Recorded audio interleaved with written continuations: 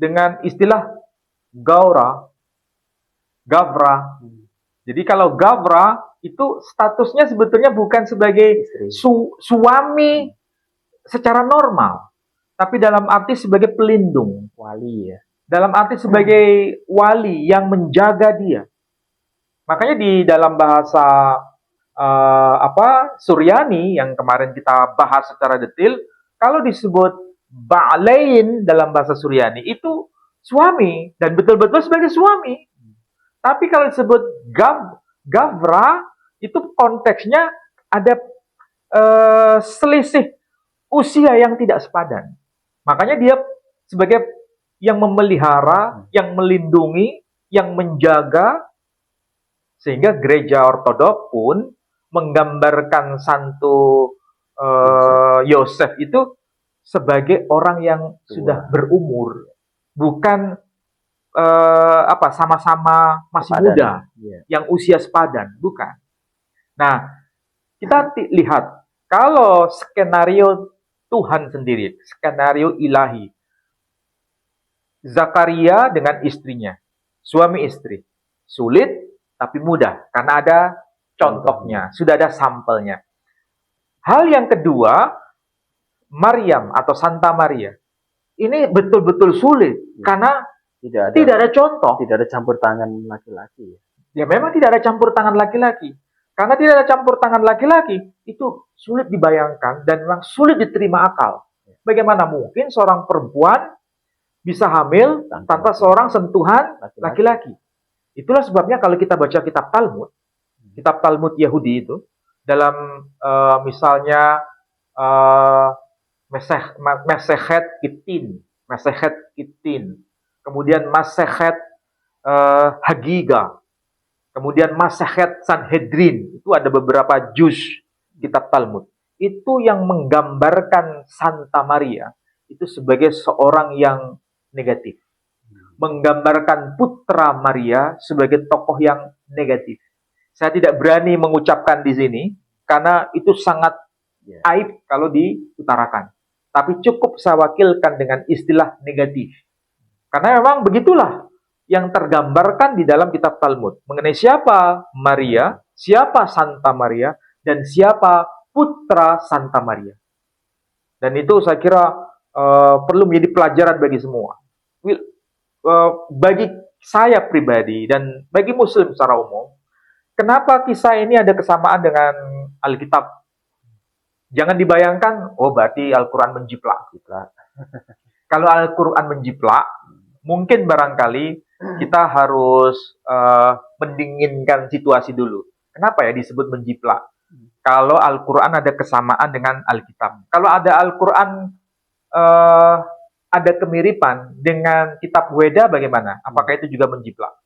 Kalau ada Al-Quran ceritanya ada kemiripan dengan kitab Dhammapada, apakah berarti Al-Quran menjiplak? Padahal Nabi nggak pernah datang ke India, Nabi nggak pernah traveling sampai ke tanah Uttar Pradesh, nggak pernah traveling sampai ke Madhya Pradesh di India, nggak pernah komunikasi dalam bahasa Sangsekerta, tapi kenapa ada kesamaan cerita? Misal sambil contoh, kalau di dalam Al-Quran ada ayat bunyinya begini, wa min ayatihi manamukum bil-lail wan nahari wabtigha'ukum min fadlih. Dan dari sebagian tanda-tanda kekuasaan Allah, Dia jadikan malam sebagai istirahat kalian, dan kami jadikan siang hari sebagai sarana mencari rezekinya Tuhan. Itu ayat Quran. Ternyata ayat Quran ini ada kesamaan dengan kitab yang disebut kitab Rig Weda. Di dalam kitab Rig Weda, bahkan dalam kitab Manawat Dharma Sastra, itu ada ayat yang seperti itu, tapi bahasanya bahasa Sanskerta. Teksnya berbunyi, Ratri swapnaya butanam restayai karyama namaha.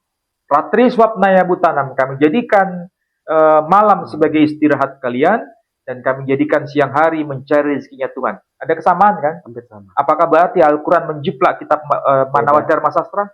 Ya. Nabi nggak pernah traveling ke India. Nabi nggak pernah komunikasi dalam bahasa Sanskrit. Nabi juga nggak pernah baca kitab Bhagavad Gita dalam bahasa Sanskrit. Tapi kenapa ada kesamaan? Karena memang dia tidak menjiplak. Tapi memang ini ada sumber yang sifatnya ilahi kalau dalam bahasa agama, wahyu. Iya. Tapi kenapa ketika ada kesamaan dengan Alkitab kemudian dituduh itu sebagai menjiplak? Kisah Alkitab juga sama dengan beberapa kisah di Weda juga ya. Iya, Ramayana. yang tentu saja itu harus kita akui. Ada kesamaan antara Alkitab dengan Weda. Tapi kenapa itu tidak dikatakan sebagai menjiplak? Jadi persoalan menjiplak itu adalah bahasa yang tidak sopan sebetulnya. Itu adalah bahasa yang karena ada unsur Sentimen. tendensius, ada unsur sentimen. Padahal kitab suci antara satu dengan yang lain ada koneksitas tuh nggak ada masalah. Karena sumbernya satu. Karena sumbernya itu dari sumber yang satu, hanya dalam bahasa yang berbeda. Dan itu melintas batas tradisi, melintas batas agama, melintas batas bahasa, melintas batas kultural. Tapi yang disampaikan dalam Quran ini ketika bicara Zakaria, ada sesuatu yang beda dengan Alkitab. Ada sesuatu yang sama dengan Alkitab. Yang sama, ya jangan dibeda-bedakan. Tapi yang beda, jangan disama-samakan. Misal, kalau di dalam Alkitab, Zakaria itu tidak bicara berapa hari? Hanya 3 hari. 3 hari. 3 hari dalam Al-Quran. Zakaria tidak bicara itu dalam 3 hari. Tapi di dalam Injil Lukas, dia tidak bisa bicara sampai anak itu dilahirkan. Lahir. Berarti sama atau beda ini? Beda. Beda. Yang beda jangan disama-samakan. Kenapa bisa beda? Ya tentu saja pasti ada alasannya. Ini adalah aspek penelusuran data. Dan itu tidak mudah. Ya. Tapi sekaligus kita bisa lihat mengenai Zakaria itu hubungannya dengan Maryam. Ternyata Alkitab memberikan konfirmasi bahwa Maryam itu punya saudara perempuan yang bernama Elizabeth. Makanya di dalam Alkitab, khususnya Injil Lukas, malaikat itu menyapa Maryam dengan sebutan, kalau di Indonesia kan begini, Elizabeth, saudara perempuanmu, hari ini telah mengandung. Gitu kan? Ya. Itu ucapan malaikat kepada Maryam. Artinya, relasi darah antara Elizabeth dengan Maryam itu dikuatkan dengan Injil Lukas. Dan kita tahu berarti antara Maryam dengan Elizabeth ini keduanya masih keturunan Elizabeth. Elizabeth dari istrinya Imam Harun. Itu kalau dalam perspektif Injil Lukas. Tapi kalau dalam perspektif Al-Quran itu ada beda. Tapi bukan berarti bertentangan. Hanya orientasi yang satu gender laki, yang satu gender perempuan. Quran gender laki-laki. Makanya di situ disebut ya ukhta Harun, wahai saudara perempuan Harun. Maksudnya Santa Maria punya saudara laki-laki yang bernama Harun pada masanya. Sekaligus Harun, saudara dari Santa Maria, itu kedua-duanya adalah keturunan Imam Harun di zaman Nabi Musa. Di zaman Nabi Musa, yang beliau sendiri punya istri namanya Elizabeth. Berarti ada Elizabeth, ada Harun di masa Nabi Musa. Ya. Ada Elizabeth dan Harun di masa Bunda Maria. Ya, berarti ada Elizabeth, ada Harun di masa Perjanjian Lama, ada Elizabeth dan ada Harun di masa Perjanjian Baru. Dan itu merupakan ciri dari bahasa Timur Tengah. Nah, penyebutan nama Zakaria, kalau kita lihat dalam bahasa Arabnya kan disebut dengan Zakaria. Sedangkan dalam bahasa Ibrani disebut Zechariah. Nah, kalau bahasa Yunaninya, di sini tertulis Zakaria. Ini saya baca ya, bahasa Yunaninya. Aute enai mia apgc. APGC. Tes Philanthropias. Philanthropias. Itu artinya merujuk pada bahasa Arabnya itu abdahu, hambanya. Sedangkan APGC itu adalah rahmah. Kalau bahasa Arabnya. Makanya ada ada agape, itu juga kasih sayang kan? Ya. Dan di sini tertulis kata To Zakaria. Merujuk pada nama tokoh yang bernama Zakaria. Itu kalau kita lihat dalam versi bahasa Yunaninya. Kalau bahasa Latinnya, itu ya ada kemiripan. bahasa Latin ya. Pak Edi pernah lihat yang bahasa Latin kayak apa? Belum pernah ya? Nah, saya bukakan saja dulu. Ini surah yang ke berapa Pak Edi? 19 ya? 19. 19, bentar. Di surah yang ke-19 itu, nama sang tokoh perempuannya itu tidak ditulis dengan nama Maryam, tapi ditulis dengan nama Maria. Betul kan? Di sini tertulis De Maria. Berarti nama Maria. Ketika menyebut nama Zakaria, coba di sini tertulis apa? Di sini tertulis Memoria Misericordiae Domini tui siro so Zakariai.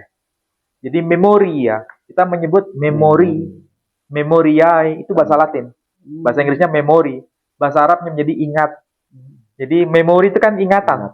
Nah, bahasa Arabnya dikru, ingat. Bahasa Latinnya menjadi memoria. Sedangkan nama tokoh laki-laki disebut Zakariai. Ini berarti versi bahasa Latinnya. Jadi kalau kita menggunakan pendekatan bahasa, itu memperkaya perspektif kita. Kesimpulannya sederhana Pak Edi.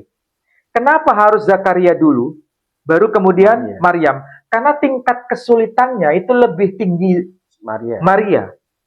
Artinya apa? Pelajaran apa yang kita bisa dapat? Pelajarannya adalah Tuhan ketika menyampaikan sesuatu, itu dari yang sederhana menuju yang lebih sulit. Bukan sebaliknya. Dari yang sulit baru kemudian yang lebih sederhana. Ini kebalik. Kalau Quran nggak terbalik. Dari kisah Zakaria dulu yang lebih mudah, baru kemudian kisah Maria. Begitulah cara Allah berkomunikasi dengan kita. Ada nggak kitab suci yang model kayak Quran begini? Cara menyampaikan sesuatu. Berarti cara Tuhan pun menguji Bani Israel, cara Tuhan menguji bangsa Israel itu bertahap. Dihadirkan dulu tokoh yang bernama Zakaria. Kira-kira bangsa Israel mau nggak untuk percaya dengan persoalan itu? Ternyata mereka juga tidak mau beriman. Bahkan Zakaria juga tidak percaya istrinya hamil. Makanya sampai tidak bisa berbicara kan waktu itu ya. Ya, artinya kisah itu sebetulnya jadi pelajaran bagi bangsa Israel untuk bisa berpikir kalau itu terjadi, dan memang terjadi, tapi faktanya kan ini pernah ada sampel dulunya, Abraham. Kenapa bangsa Israel sulit untuk menerima fakta itu? Padahal sudah ada sampelnya. Artinya itu memang betul, sulit, tapi mudah karena ada sampelnya. Tapi faktanya, Zakaria dipenggal lehernya. Zakaria? Sama? Yohanes Pembaptis dipenggal lehernya. Ya kan? Oleh Herodes yang memenggal kepala. Tapi tidak ada pembelaan dari bangsa Israel waktu itu. Bahkan mereka tidak beriman sampai hari ini kepada Yahya. Padahal itu yang membuka jalan Yesus ya. Karena yang membaptis Yesus kan. Iya. Jadi dua orang ini nggak bisa dipisah sebetulnya. Yesus lahir dari Maria. Yohanes Pembaptis lahir dari Elizabeth. Elizabeth saudaranya. Ya, jadi Elizabeth dengan Santa Maria itu masih saudara. Sedangkan Yesus dengan Yohanes Pembaptis masih satu saudara. Jadi ini dua bersaudara yang memiliki kasus yang bisa dikatakan ada kemiripan, tapi yang satu tingkat kesulitannya rendah, yang satu tingkat kesulitannya tinggi. Dan kesulitan tinggi itu malah menjadikan Yesus sebagai Tuhan. Nah, itu kan bicara soal iman ya. Jadi saya tidak berhak untuk menghakimi. Jadi ada kesamaan memang. Dan saya harus akui ada kesamaan. Kesamaan itu tidak boleh ditolak. Jangan dibuat beda. Tapi yang beda jangan dibuat sama. Baik, itu persoalan. Saudaraku sekalian. Jadi menarik ya. Kita sudah membuka sebuah informasi yang menarik bahwasanya Al-Quran dengan ayatnya di surah Maryam, terutama dari keluarga Zakaria, kemudian dari keluarga Elizabeth, dan juga dari keluarga Bunda Maria, yang sama-sama melahirkan orang yang sangat menjadi tokoh utama ya sampai hari ini, yaitu lahirnya Yesus dan juga Yohanes Pembaptis. Dari hal yang mustahil, Allah bisa menciptakan yang mustahil itu tidak menjadi mustahil. Bahkan Maria pun tanpa laki-laki bisa hamil dan melahirkan Yesus. Dan itu sebuah kegemparan di saat itu ya.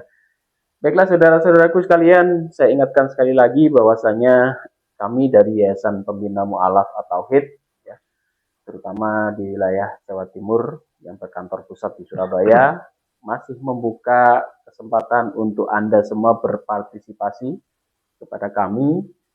Untuk apa? Untuk program pembinaan para mu'alaf, kemudian untuk program pembangunan masjid, program kita akan membangun rumah singgah untuk para mu'alaf juga. Tolong salurkan dana Anda kepada kami di rekening bawah ini ya, Bank Syariah Indonesia di nomor rekening 11188899971 atas nama Yayasan Pembina Mu'alaf atau HIT Jawa Timur. Dan untuk Bapak Ibu sekalian yang merasa tayangan ini berguna untuk Anda, dan Anda mau berpartisipasi kepada kami ucapkan banyak terima kasih dan semoga amal ibadah Bapak Ibu semua diterima oleh Allah Subhanahu wa taala. Mungkin ada closing, Ustaz, silakan Ustaz. Ya, paling tidak kita harus memahami bahwa Al-Qur'an itu bukan kitab suci yang berdiri sendiri tanpa ada mata rantai dengan kitab suci sebelumnya. Artinya ada koneksitas. Kalaupun ada kesamaan, ada perbedaan, itu wajar. Karena ketika Quran diturunkan, itu untuk menvalidasi kebenaran informasi sebelumnya, dan sekaligus mengoreksi dari informasi sebelumnya. Itu fungsi Quran. Yang kedua, kisah yang termaktub di dalam surah Maryam itu, memang ada dua tokoh sebenarnya yang sedang diekspos di bagian awal itu. Tokoh Zakaria dan tokoh Maryam.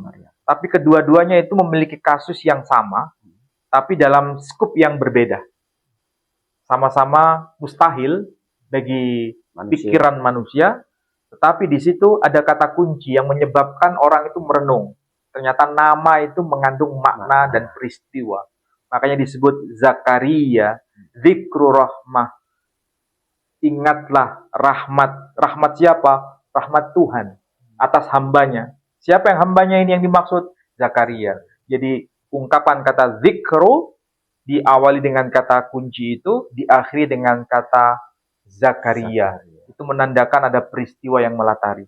Nah, ini yang harus dikaji dari sisi bahasa Arabnya. Dan saya kira itu harus dimulai dari seorang muslim sendiri. Ya. Baiklah, saudara-saudara sekalian, demikian ya kajian pada malam hari ini. Semoga ini ada manfaat dan bisa menambah ilmu pengetahuan Bapak Ibu semua. Saya kira kajian-kajian semacam ini sulit Anda dapatkan ya. Tetapi insya Allah kami akan selalu membahas secara detail apa yang tidak Anda peroleh di tempat lain. Selalu pantengin channel-channel kami dan jangan lupa Anda dukung perjuangan kami. Demikian, mohon maaf jika ada salah kata. Wabillahi taufiq wal hidayah. Wassalamualaikum warahmatullahi wabarakatuh. Waalaikumsalam warahmatullahi wabarakatuh.